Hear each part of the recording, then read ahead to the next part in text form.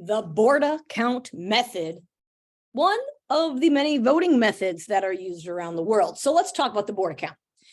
So the Borda count, and what does it mean? Well, when you're tallying votes, we do it by ranking. So points are assigned to candidates based on their ranking within a preferred ballot. So depending on how many there are, right? But it starts at the bottom. So you get 1 point for every last place vote. And then you get 2 points for each second to last place vote. And then 3 points for the third to last. And it just goes up depending on how many spots there are, right? So it continues on. So the highest point total is declared the winner. So it takes into account more than just first place votes.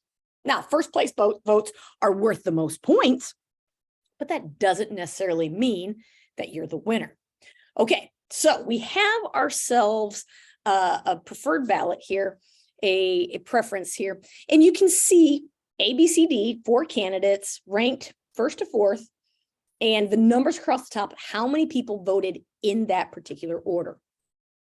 So local election, who is the winner based off this information using the Borda count method. Now to do this, we need to calculate the point total for each of our 4 candidates. So for candidate A, if you look at the very first column, 43 people chose A as the first one.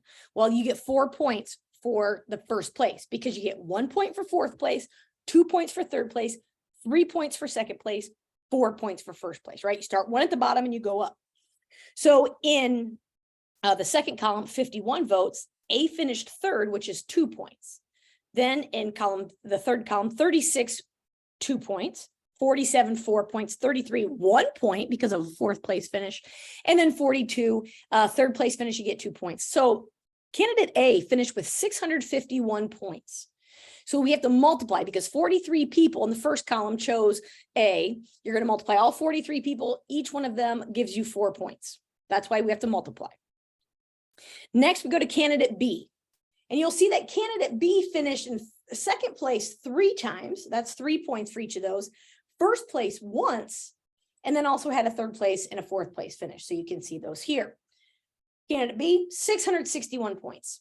Candidate C, 1 first place, 2 second place, 1 third, 2 fourth place finishes. Those fourth place finishes hurt you. All right. And so 572 points for candidate C.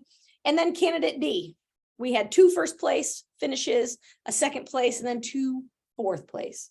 So when we look at that and we total them all together, we get 636. So based off of the Borda count method, candidate B is the winner. And if you notice, if we had done just the plurality method, right, like whoever has the most first place votes win, it is not candidate B or candidate C, right? It would have been, if we were going just first place votes, it would have been candidate D. So it's very different depending on the type of method you're using to count votes, could really change the winner, which is interesting and a whole different conversation we could have. But that right there is the Borda count method.